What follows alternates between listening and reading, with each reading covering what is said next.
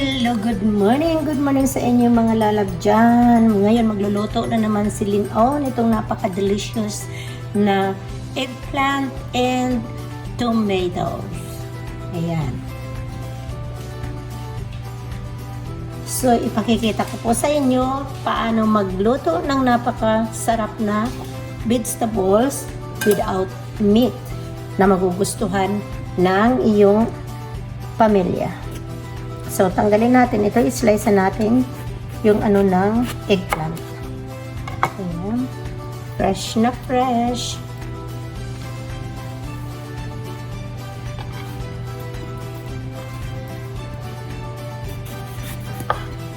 So, no need frying. Just baking. It's more healthier to bake than to fry. So, i-slice natin yung eggplant ng about half inches. Ayan, ganyan. So, napakaganda niya.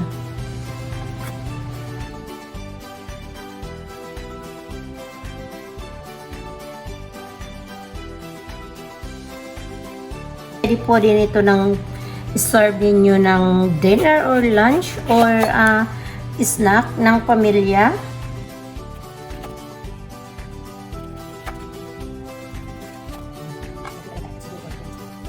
Lagay na natin ito dito sa bowl. So, transfer natin yun dyan. To have this tomato.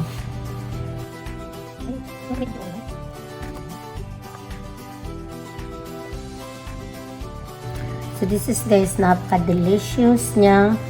It with a twist.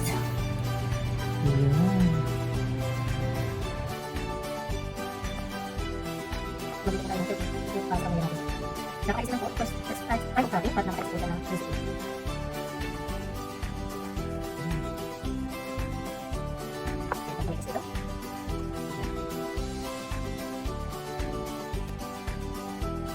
Sa kulay pa lang ng tomato guys, napaka-inviting nyo, diba?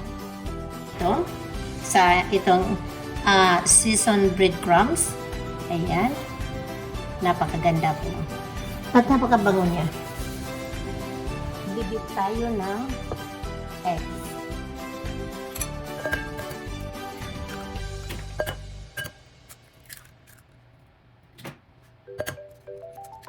Ayun.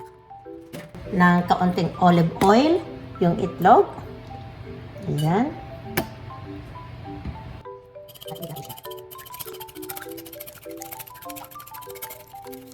I-season natin yung olive na yung itlog ng itong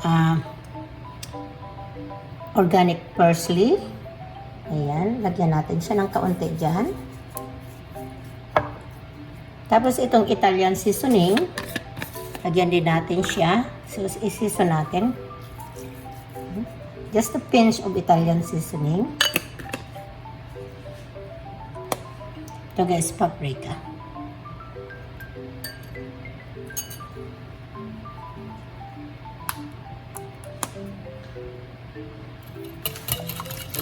Yan, i-dip natin yung egg dyan.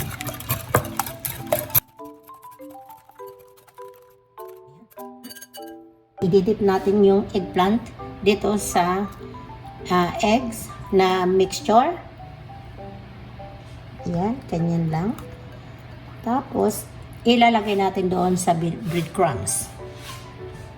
Ayan. Ito yung breadcrumb guys. So, ilalagay natin yung itlog, yung dito yung eggplant sa mixture na eggs.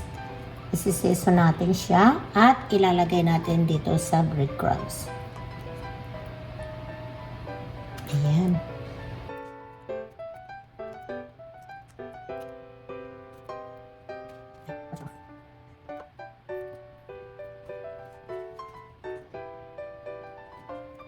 Iyan lang guys, repeatedly, lahat po natin yan, i-coat natin siya ng breadcrumbs. Pagkatapos natin i-dip dito sa mixture na itlog.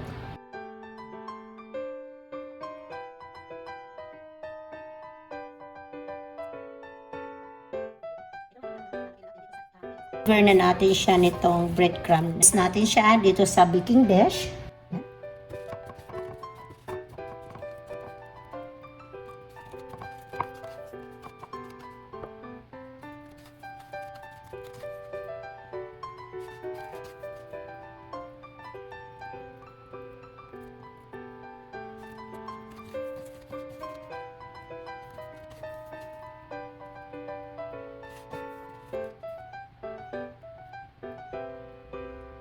Ayan, one more.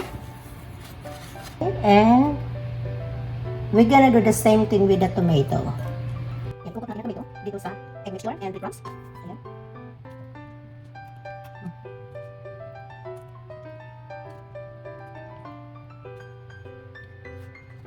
Ayan, so lagi ko po siya ng breadcrumbs, yung tomatoes. At ilagay natin sa top ng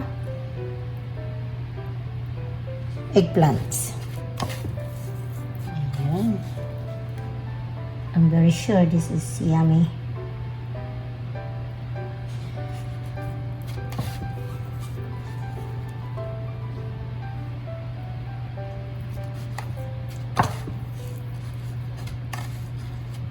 And after na malagyan natin siya, i-bake natin muna itong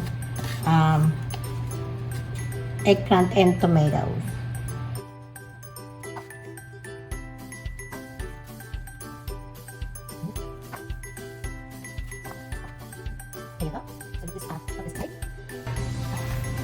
And here's the eggplant, guys, that na-arrange ko na. So, the meantime, i-bake natin siya. Lalagyan natin siya nitong fresh basil. I love basil. I really love basil. When I do pasta, pag ako nagluto ng pasta, guys, and always have basil with me. Ilalagay natin sa oven for the 325 degree for about 15 minutes. Ito, habang naghihintay tayo doon sa eggplant na binibake ko, magagawa tayo ng sauce. Itlog. Yan, gagawin natin ng sauce doon sa eggplant. Yan. Okay, tayo dito na. Itong Italian seasoning.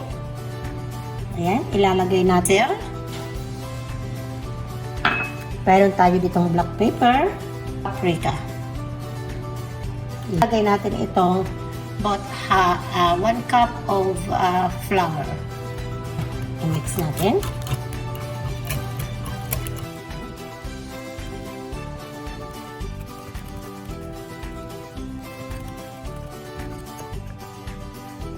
And lagyan natin siya ng kaunting salt.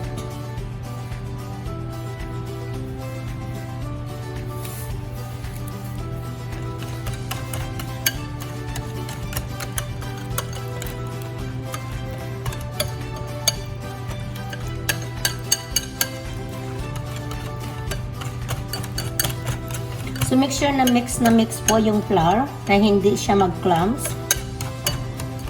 So ayan, mix na siya.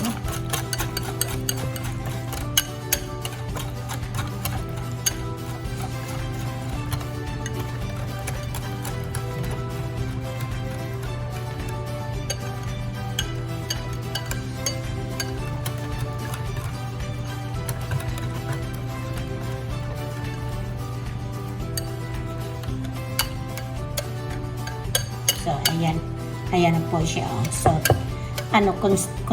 consistence ang kanyang thickness. Hindi siya masyadong thick. Hindi rin din siya masyadong liquidy.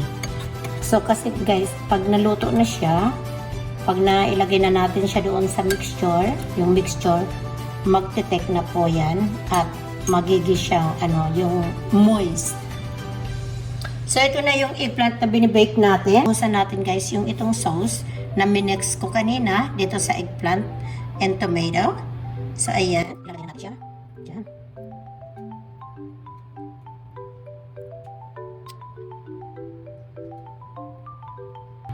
So, looks delicious. Wow. lalagyan natin siya nitong mozzarella cheese. Yan, mozzarella cheese guys. Lalagay natin on top of this eggplant and the mixture.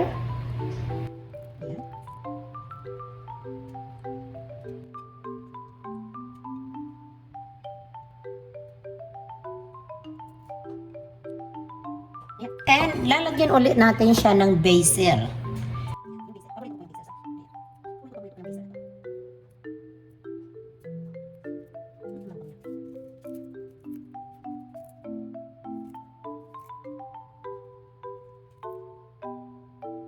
I-bake ulit natin siya for another 20 minutes.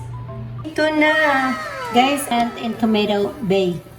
Ayan, super ganda at super delicious and healthy. Guys, ita-try natin ang aking napakasarap, delicious na eggplant with a baked tomato and parmesan cheese.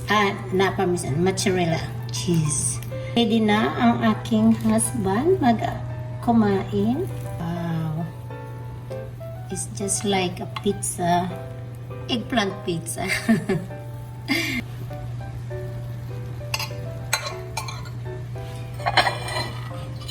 Lagay natin dito sa plate at try na natin.